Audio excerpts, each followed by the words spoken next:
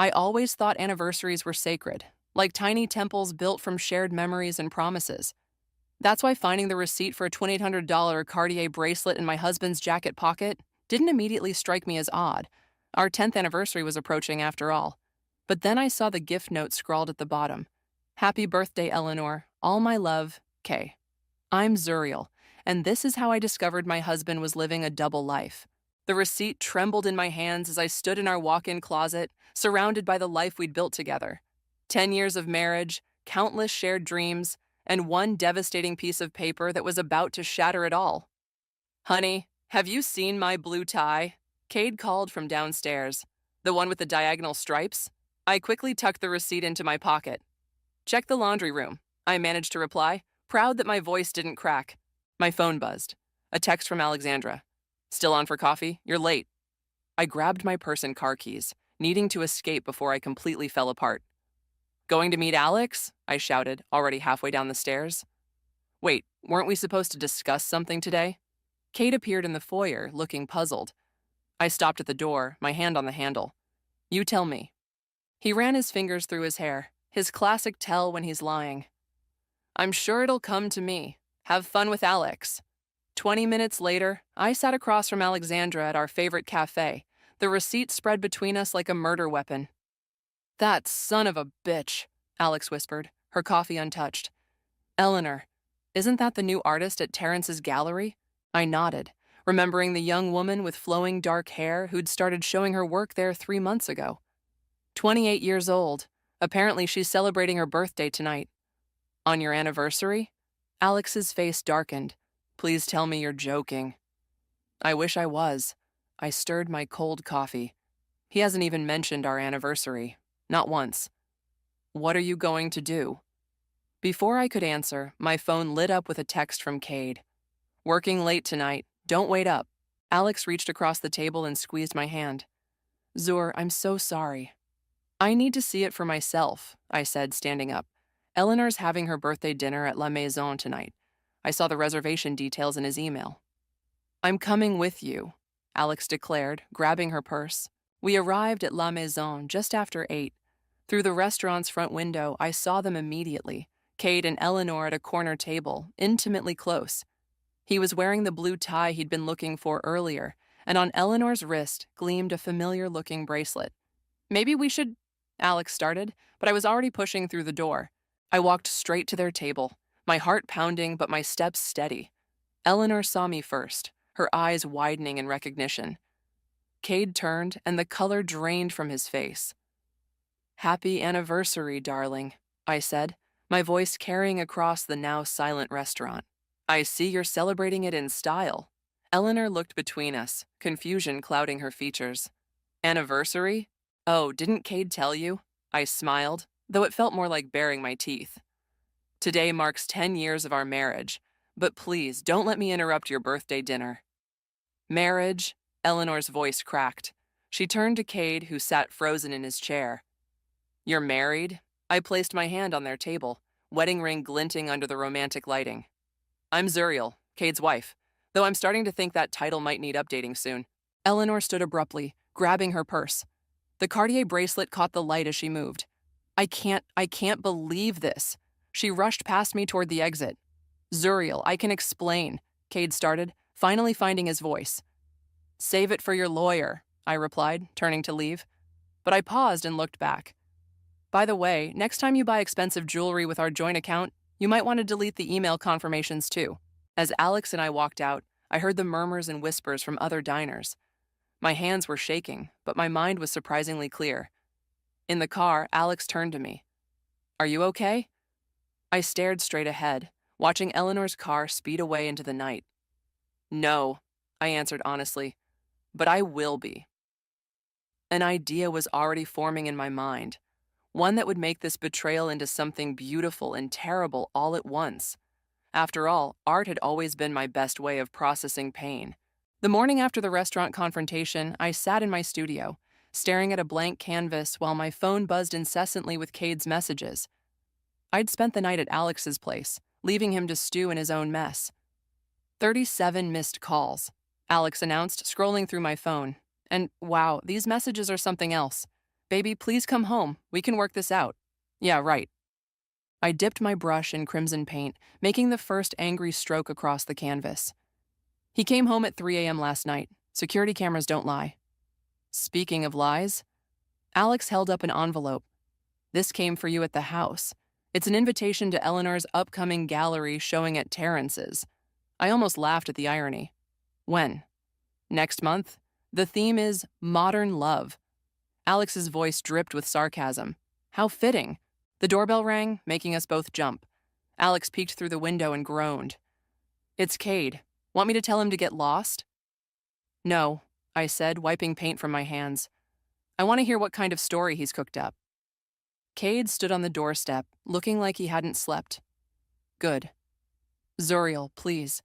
Save the dramatics for someone who still believes them. I cut him off, blocking the doorway. What do you want? 5 minutes. That's all I'm asking for.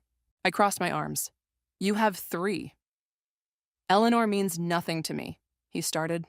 It was a mistake. A mistake? I interrupted. A mistake is burning dinner. A mistake is forgetting to pay a bill. Having a months-long affair and spending our money on your girlfriend, that's a choice. I'll end it. I'll do whatever you want. Just come home. Behind me, Alex snorted. Funny how you're only sorry now that you got caught. Cade ignored her. Zur, please. Think about our life together. 10 years, which you couldn't even remember to celebrate, I finished. Get off my property, Cade. As I closed the door, my phone pinged with a new email. It was from Terrence. Heard about what happened? Drop by the gallery when you can. We need to talk. An hour later, I walked into Terrence's gallery, the walls lined with Eleanor's artwork. Her style was good, I had to admit. Bold colors and clean lines that spoke of confidence and youth. There's my favorite artist, Terrence called from his office. Come in, come in. I settled into the leather chair across from his desk, noting the concern in his eyes. I assume you've heard? Small art world. He nodded. Eleanor resigned this morning. Apparently she's moving to Chicago. Convenient, I muttered. But that's not why I called you here. Terrence leaned forward. I have an opening in next month's showcase.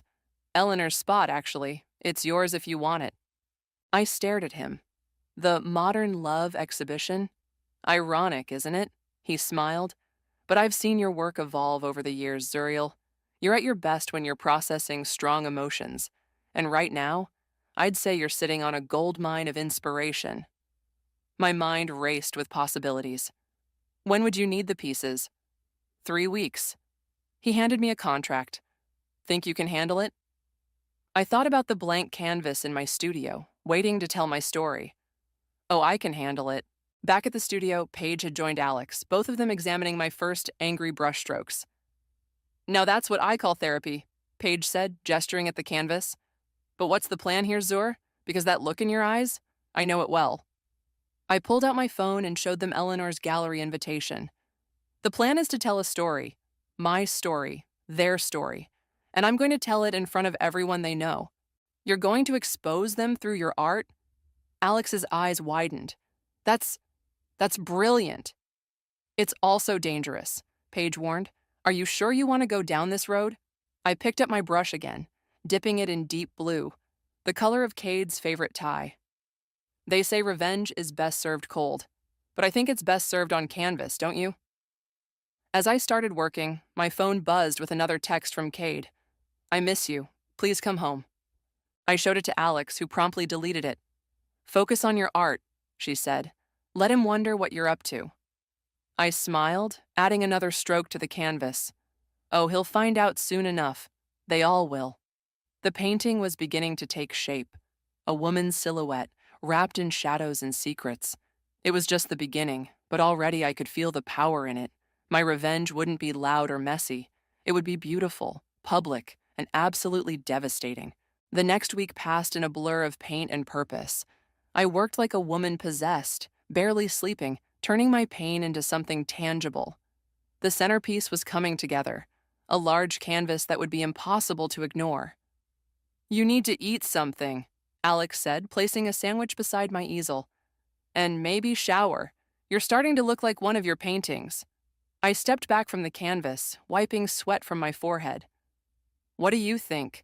The painting showed a woman, Eleanor, draped in jewelry and fine clothes, but each item was tagged with a price.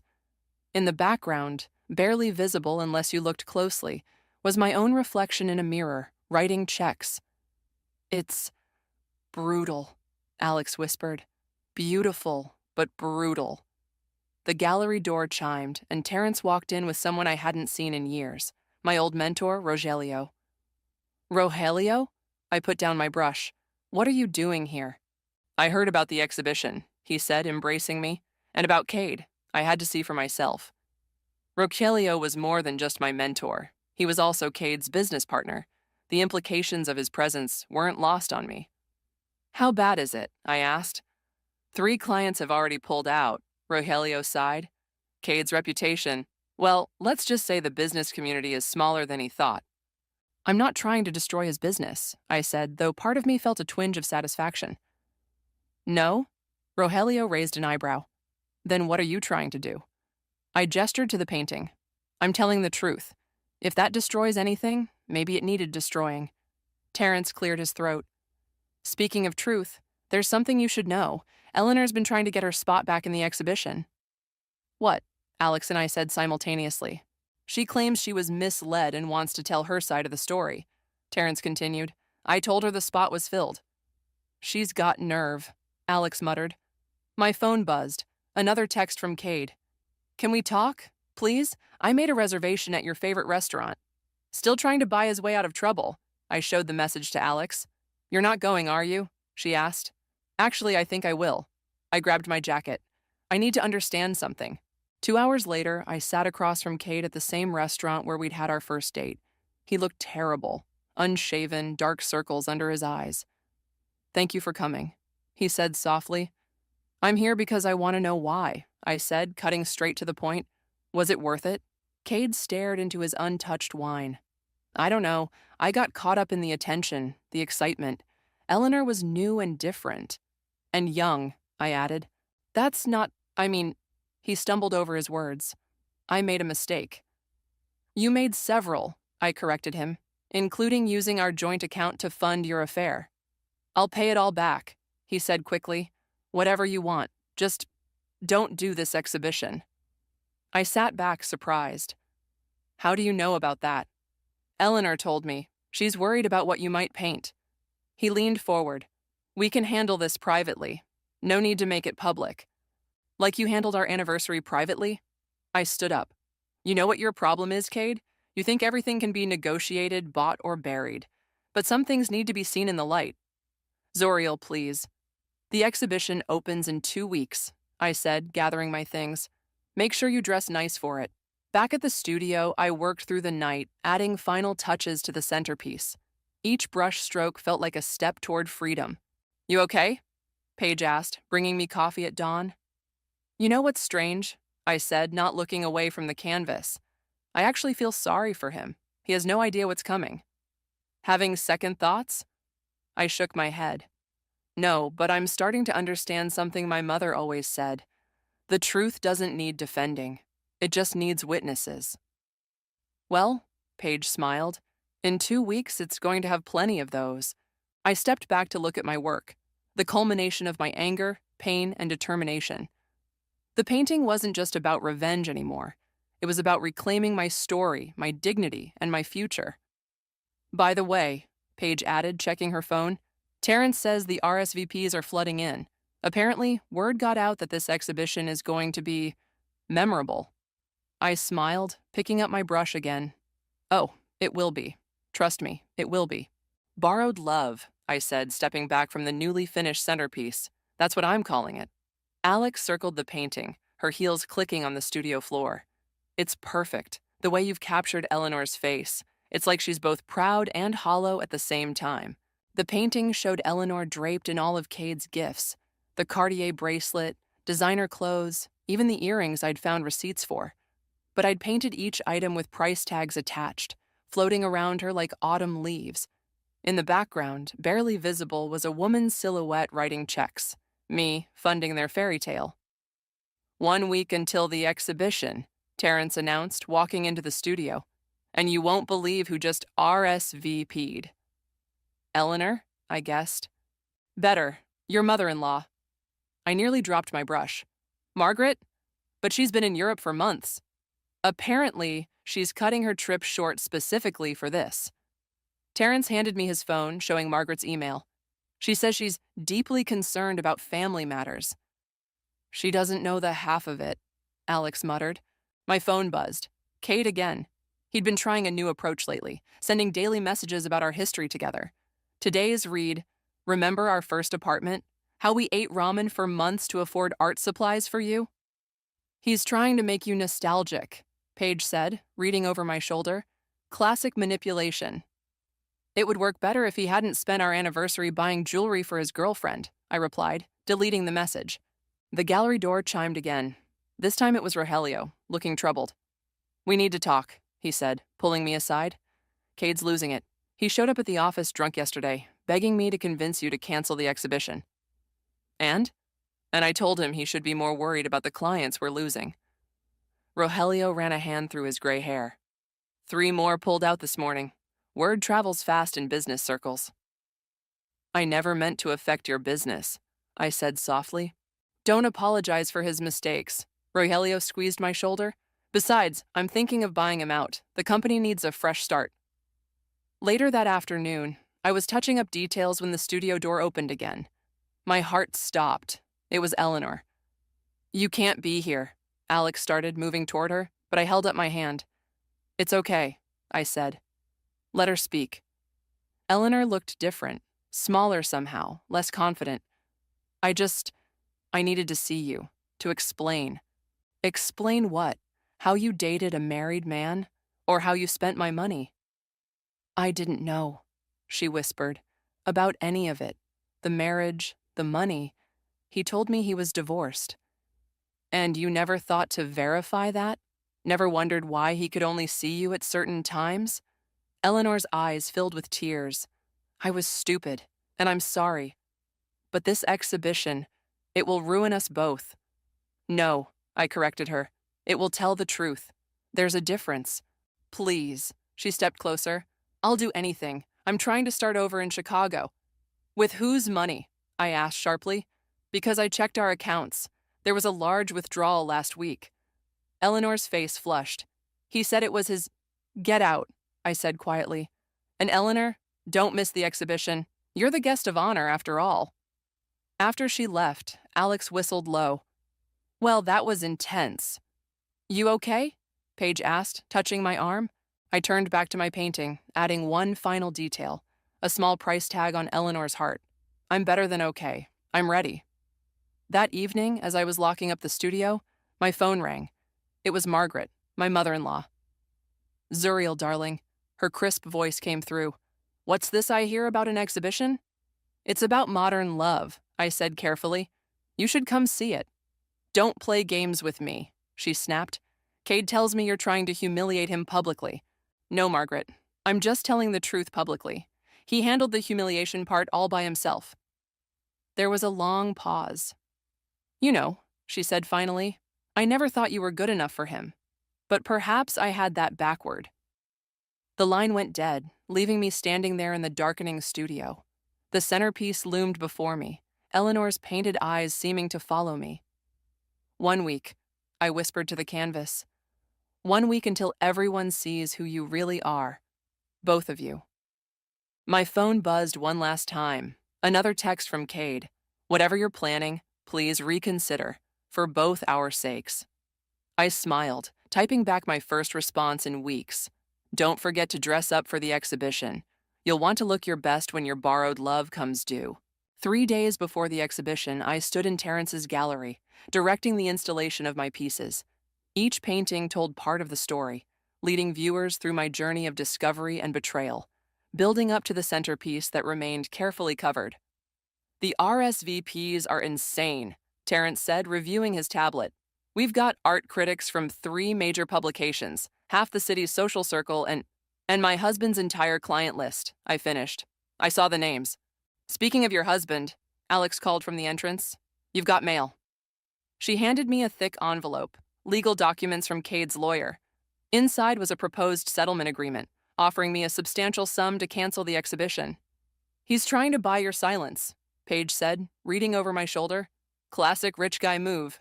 I ripped the papers in half. Some things aren't for sale. The gallery door chimed and Margaret swept in, looking exactly as I remembered. Perfectly coiffed silver hair, designer outfit, judgmental expression. Well, she said, surveying the gallery, this is certainly dramatic. Margaret, I nodded. You're early. I wanted to see it before the crowds.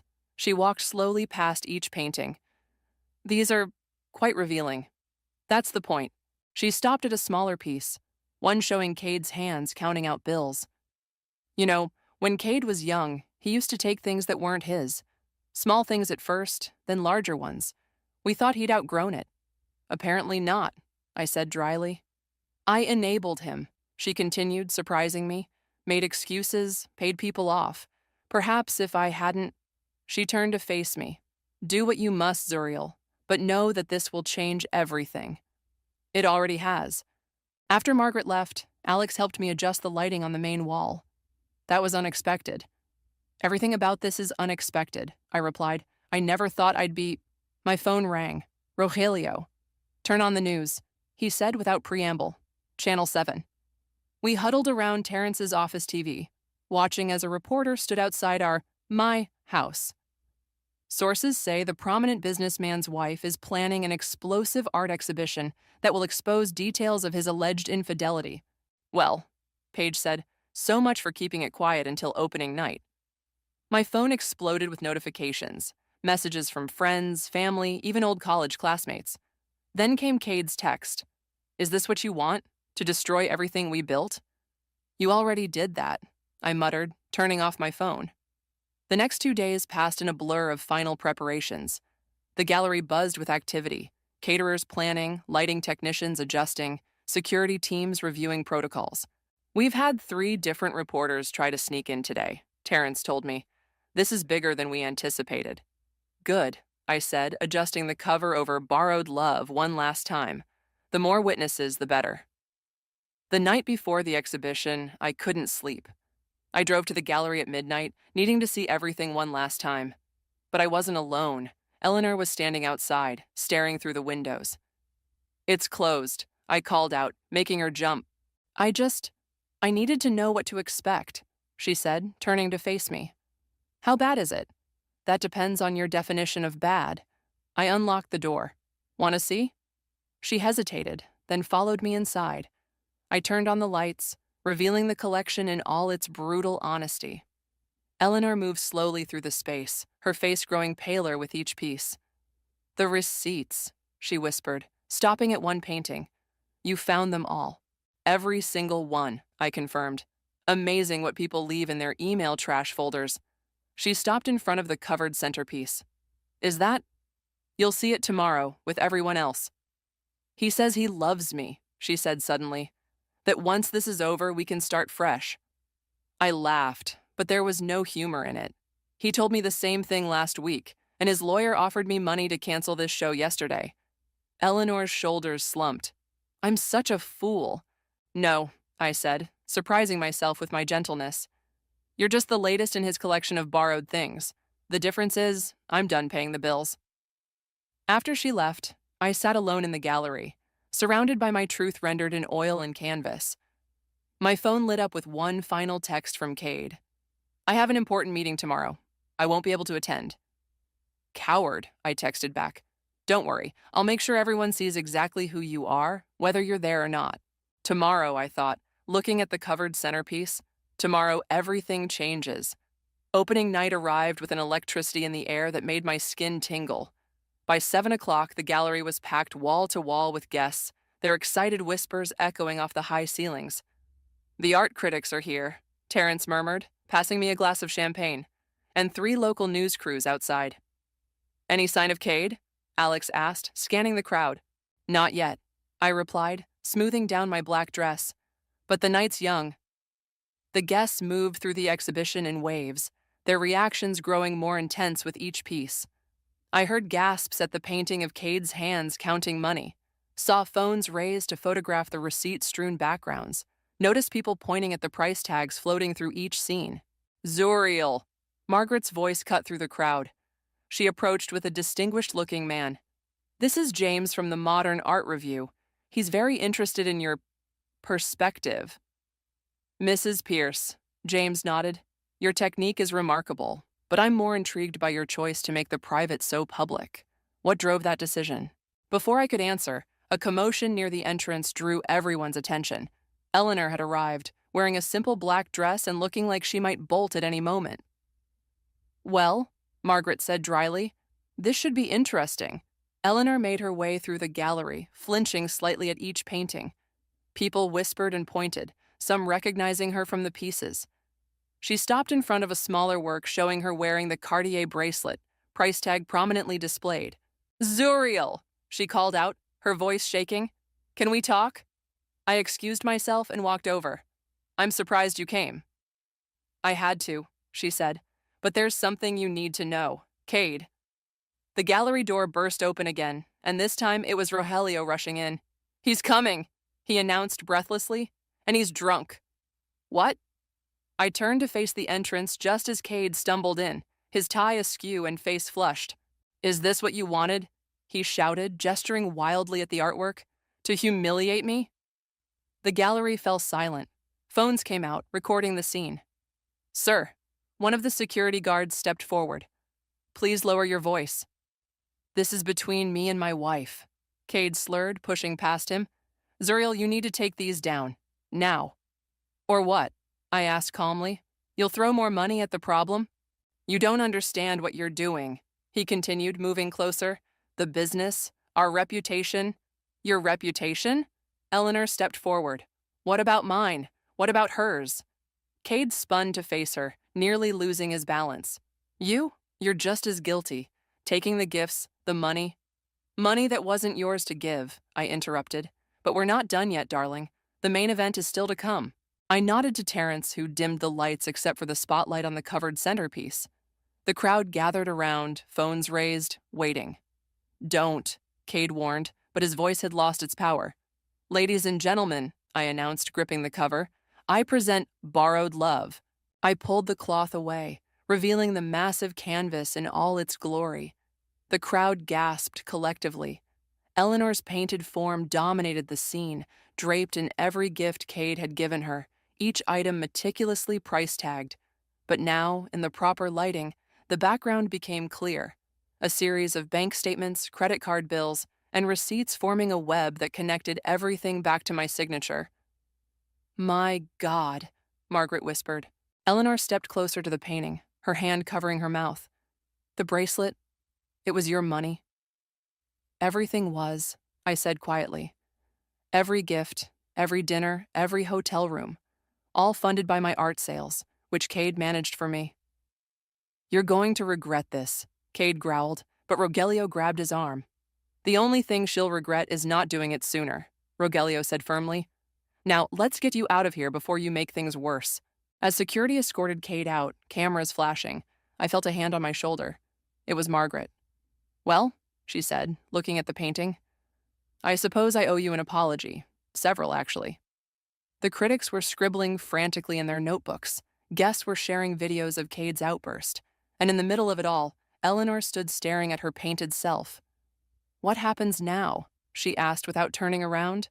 I watched as Cade was helped into a taxi outside, his dignified facade finally shattered. Now we stop borrowing love and start owning our truth. The exhibition buzzed with excitement, but for me, the real show was over. I'd told my story, exposed the lies, and reclaimed my narrative. The rest was just aftermath. The morning after the exhibition, my phone wouldn't stop ringing. 3 major newspapers wanted interviews, galleries across the country were requesting the collection for touring, and social media was ablaze with videos of Cade's drunken appearance. "You've gone viral," Alex announced, scrolling through her phone. The hashtag Borrowed Love is trending. I was sitting in Terrence's office, watching as he fielded call after call. "The Modern Art Review wants to do a cover story," he said, covering his phone's mouthpiece. "And every piece is sold, even the sketches." "Who bought the centerpiece?" I asked. Terrence grinned. "Margaret. She said something about keeping it in the family as a reminder." The door burst open and Rogelio rushed in, looking disheveled. "We have a situation. Cade's trying to liquidate the company assets." Can he do that? Alex asked. Not without my signature. Rogelio pulled out his phone, showing us an email. But he's already transferred money from our business accounts to his personal one. That's illegal, I said. Extremely. The board's calling an emergency meeting in an hour. Rogelio straightened his tie. Want to come? As his wife, you're technically a stakeholder. The corporate office was chaos when we arrived. Board members huddled in groups, whispering frantically. Cade sat alone at the end of the conference table, looking like he'd aged 10 years overnight. The motion is simple, Rogelio addressed the board. Given recent events and unauthorized financial activities, we move to remove Cade from his position and freeze all company accounts pending investigation. You can't do this.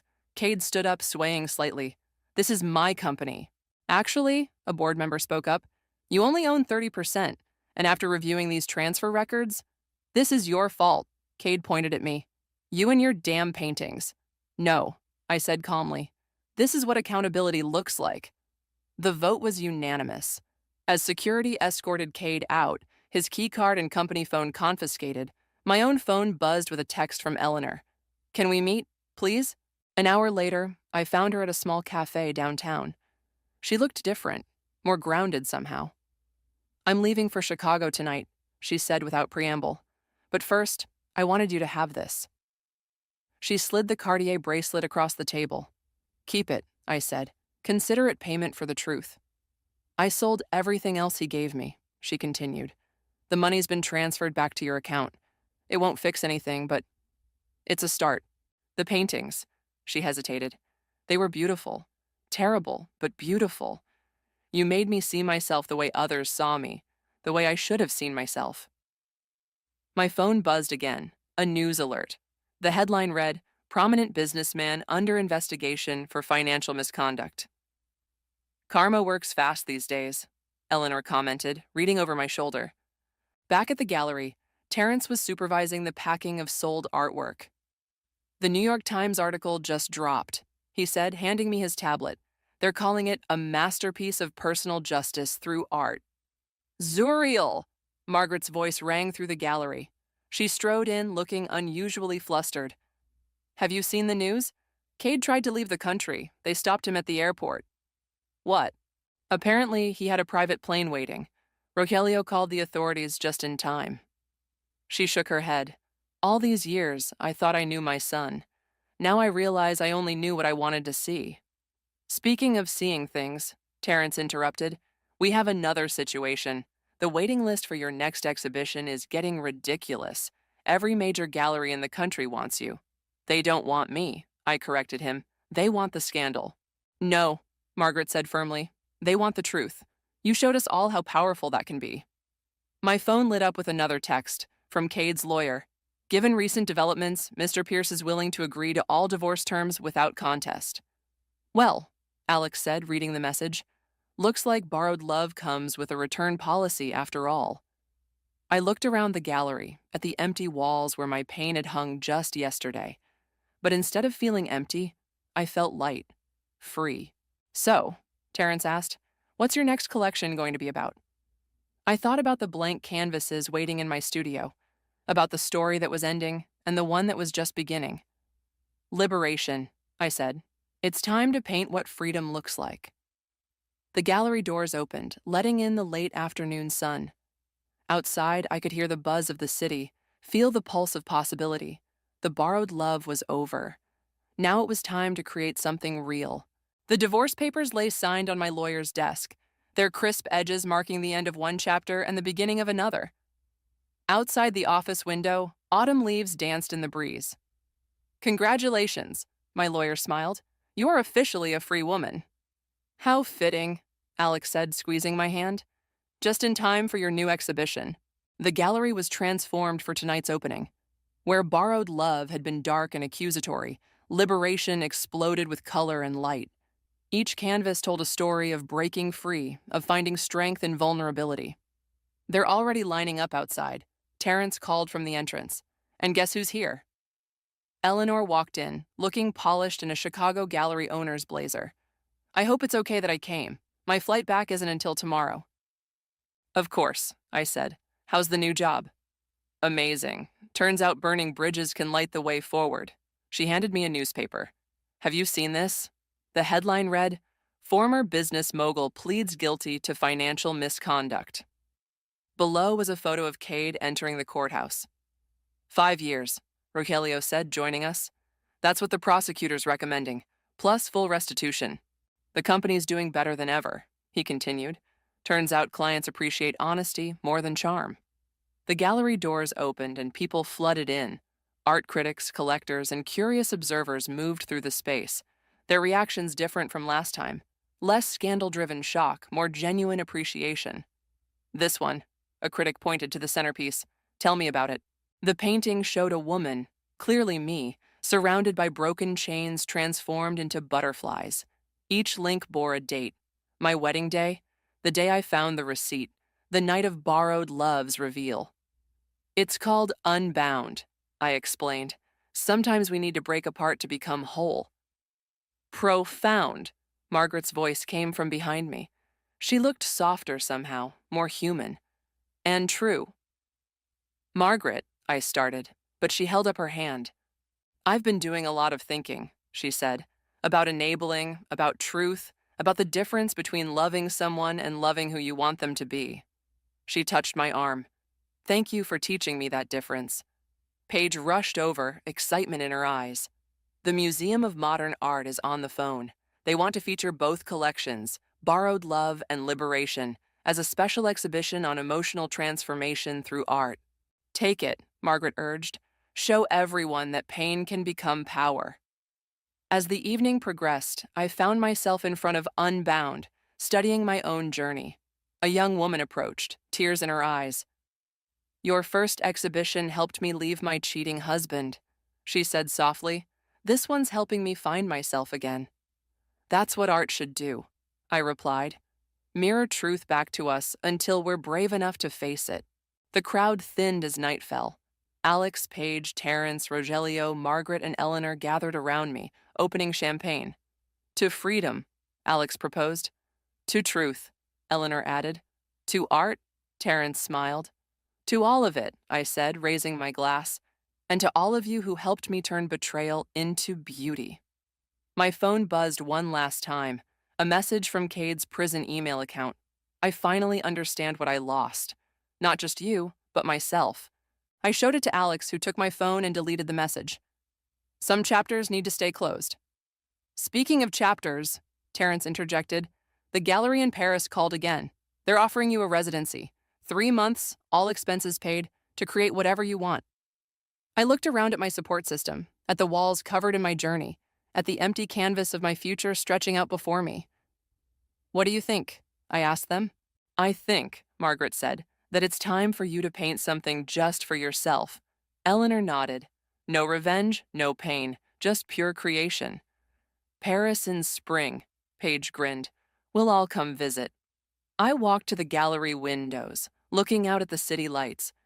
Behind me, my family of choice chatted and laughed, their voices warm with possibility. Before me lay an unwritten future, blank as a fresh canvas. Yes, I said, turning back to them. Yes to Paris, yes to everything. We raised our glasses again, and I felt it. That moment when you know, with absolute certainty, that you're exactly where you're meant to be. Not because of someone else's choices, but because of your own. The borrowed love was gone, but in its place stood something far more valuable. A life that was completely, unquestionably mine.